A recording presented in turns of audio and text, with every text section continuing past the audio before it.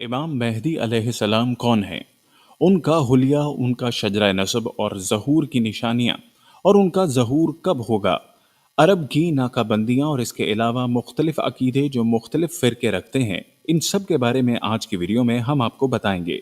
अहले सुन्नत के बेशतर मकातब फ़िक्र और उलमा और अहले तशरीह के नज़दीक क़यामत से कबल इमाम मेहदी की आमद यकीनी समझी जाती है।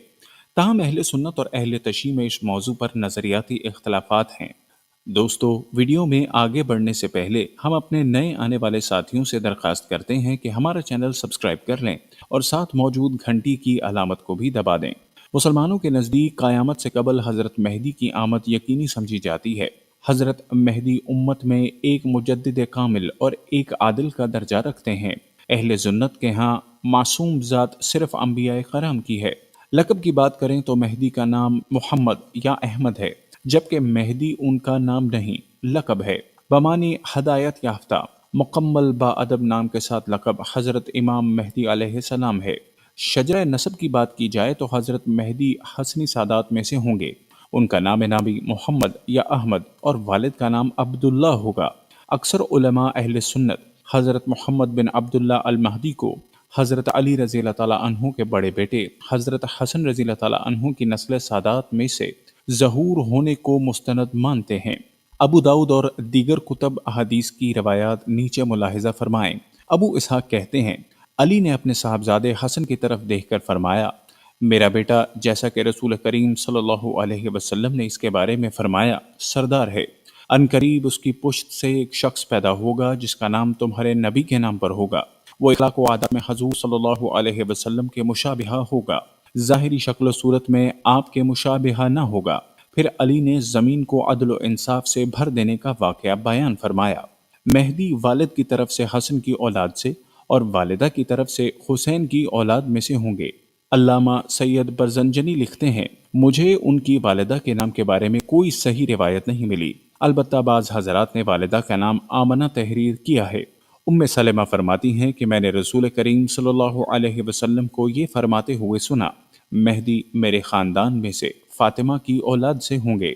हज़रत मेहदी का हुलिया और सिफ़ात देखें तो अबू सईद हज़री फरमाते हैं कि रसूल करीम ने फरमाया, हज़रत मेहदी मेरी औलाद में से होंगे, रोशन और कुशादा पेशानी और ऊंची नाक वाले। वो रूए ज़मीन को अदल व इंसाफ से भर देंगे, जिस तरह वो जुल्म सितम से भरी हुई थी।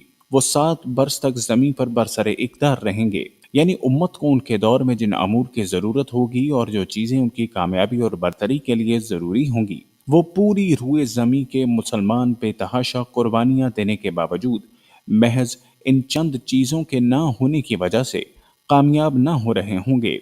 हज़रत मेहदी को कुदरती तौर पर उनका इदराक होगा और उन कोताहियों की तलाफ़ी और इन चंद मतलूबा सिफ़ात को बआसानी अपनाकर उम्मत के लिए मिसाली किरदार अदा करेंगे। चंद सालों में वो सब कुछ कर लेंगे जो सदियों से मुसलमानों से बनना पड़ रहा होगा। वो पहले से पैदा नहीं हुए हैं, आम इंसानों की तरह पैदा होंगे। 40 साल की उम्र में उम्मत मुस्लिमा उनको अपना कायद बनाएगी। उनके हाथ पर बैठ करके कुफर के बर्पा करदा मजालिम के खिलाफ वो अजीम जहाद शुरू करेगी, जिसका इख्तिताम आलमी खिलाफत इस्लामी के क़याम पर होगा। हज़रत मेहदी का हाजिराना तारुफ यूँ है, दावाए महदूयत और हकीकी महदूयत में आग और पानी का तजाद है। हसनी सादात और महदूयत एक रूहानी मनसब है।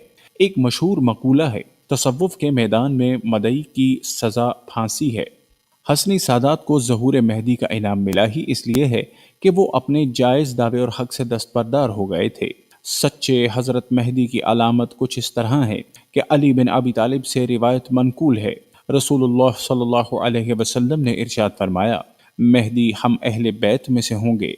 अल्लाह ताला एक ही रात में उनको ये सलाहियत अता फरमा देगा।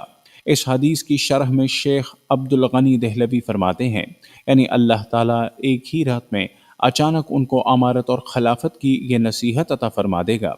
अल्लामा इब्ने कसीर इस हदीस की शरह में फरमाते हैं, अल्लाह ताला अपने खसूसी फ़ज़ल और तौफ़ीक से सरफराज फरमाकर पहले उन्हें हकीकत का इल्हाम करेंगे और इस मुकाम से आशना करेंगे जिससे वो पहले नावाकिफ़ थे। आप जो सुनने वाले अहबाब हैं, ये बताएं कि क्या आप चाहेंगे कि आप امام مہدی علیہ السلام کے ظہور تک زندہ رہیں، ان کو دیکھیں اور ان لوگوں میں شامل ہوں جو ان کی حمایت کرنے والے ہوں گے۔ اور احباب میں سے کون ایسے ہیں جن کو ان علامات کا پہلے سے علم تھا؟ آپ کو ایک اور بات بتاتے چلیں کہ یہ احادیث جن میں امام مہدی کے ظہور کا بتایا گیا ہے یہ سچ ہیں۔ جو بھی امام مہدی کے ظہور کا انکاری ہے وہ حقیقت میں کفر کرنے والا ہے اور کافر کہلائے گا۔ مولانا بدر عالم میرٹھی فرماتے ہیں ایک عمیق حقیقت اس سے حل ہو جاتی ہے، اور وہ یہ ہے کہ یہاں پر بعض ضعیف الایمان قلوب میں یہ سوال اٹھ سکتا ہے کہ جب حضرت مہدی ایسی کھلی ہوئی شہرت رکھتے ہیں تو پھر ان کا انکار تعارف عوام و خواص میں کیسے مخفی رہ سکتا ہے؟ اس لیے مصائب و آلام کے وقت ان کے ظہور کا انتظار معقول معلوم نہیں ہوتا۔ لیکن اس لفظ نے یہ حل کر دیا کہ یہ صفات خواہ کتنے ہی اشخاص کیوں نہ ہوں، لیکن ان کے وہ باطنی تصرفات اور روحانیت مشیت الہیہ کے ماتحت اوجھل رکھی جائیں گی، یہاں تک کہ جب ان کا ظہور کا وقت قریب آئے گا تو ایک ہی شب میں ان کے اندر ان تمام خصوصیات کو منظر عام پر لے آیا جائے گا۔ گویا یہ بھی ایک کرشمہ قدرت کا ہوگا کہ ان کے ظہور کے وقت سے قبل کوئی شخصیت ان کو پہچان نہ سکے گی، اور جب وقت آئے گا تو قدرت الہیہ شب بھر میں وہ تمام صلاحیتیں ان میں پیدا کر دے گی جن کے بعد ان کا مہدی ہونا خود ان پر اور تمام دنیا پر بھی منکشف ہو جائے گا۔ درج بالا حدیث اور اقوال کی روشنی میں یہ باتیں واضح ہوتی ہیں۔ حضرت مہدی اس وقت پردہ غیب میں ہیں۔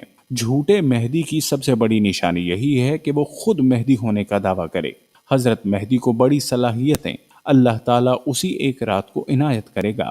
حضرت مہدی کا ظہور کے حوالے سے بات کریں تو حضرت مہدی کا ظہور ایک ایسے وقت میں ہوگا جب امت کو شدید مشکلات دوچار ہوں گی اور ہر طرف مسلمانوں پر عرصہ حیات تنگ کیا جا چکا ہوگا۔ چنانچہ ان کے ظہور کے وقت کی علامات آپ صلی اللہ علیہ وسلم نے بیان کی ہیں۔ جابر بن عبداللہ فرماتے ہیں کہ رسول اللہ صلی اللہ علیہ وسلم نے فرمایا وہ وقت قریب ہے جب عراق والوں کے پاس روپے اور غلہ آنے پر پابندی لگا دی جائے گی۔ ان سے پوچھا گیا کہ یہ پابندی کس کی جانب سے ہوگی تو انہوں نے فرمایا اجمیوں غیر عرب کی جانب سے۔ پھر کچھ دیر خاموش رہنے کے بعد کہا وہ وقت قریب ہے جب اہل شام پر بھی یہ پابندی لگا دی جائے گی۔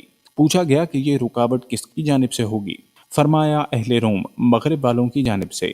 پھر فرمایا رسول اللہ صلی اللہ علیہ وسلم کا ارشاد ہے کہ میری امت میں ایک خلیفہ ہوگا جو لوگوں کو مال لپ بھر بھر کر دے گا اور شمار نہیں کرے گا۔ نیز آپ صلی اللہ علیہ وسلم نے فرمایا کہ جس کے قبضے میں میری جان ہے یقیناً اسلام اپنی پہلی حالت کی طرف لوٹے گا جس طرح کے ابتدائے مدینہ سے ہوئی تھی، حتیٰ کہ ایمان صرف مدینے میں رہ جائے گا۔ پھر آپ نے فرمایا کہ مدینے سے جب بھی کوئی بے رغبتی کی بنا پر نکل جائے گا تو اللہ اس سے بہتر کو وہاں آباد کر دے گا۔ کچھ لوگ سنیں گے کہ فلاں جگہ پر ارزنی اور باغ اور زراعت کی فراوانی ہے تو مدینہ چھوڑ کر وہاں چلے جائیں گے، حالانکہ ان کے واسطے مدینہ ہی بہتر تھا کہ وہ اس بات کو جانتے نہیں۔ ابو صالح تابعی نے ابو ہریرہ سے روایت کیا مصر پر بھی پابندیاں لگائی جائیں گی۔ عرب کی بحری ناکہ بندی کے بارے میں حضرت کعب سے روایت ہے، انہوں نے فرمایا مشرقی سمندر دور ہو جائے گا اور اس میں کوئی کشتی بھی نہ چل سکے گی، چنانچہ ایک بستی والے دوسری بستی میں نہ جا پائیں گے، اور یہ جنگ عظیم کے وقت میں ہوگا اور جنگ عظیم حضرت مہدی کے وقت میں ہوگی۔ مشرقی سمندر سے یہاں بحر عرب مراد ہے۔ دور ہونے کا مطلب یہ ہے کہ اس تک پہنچنا دشوار ہو جائے گا جس کی وجہ سے وہاں آمد و رفت بند ہو جائے گی۔ ہم امید کرتے ہیں آپ کو ہماری آج کی یہ ویڈیو ضرور پسند آئی ہوگی۔ اگر آپ کو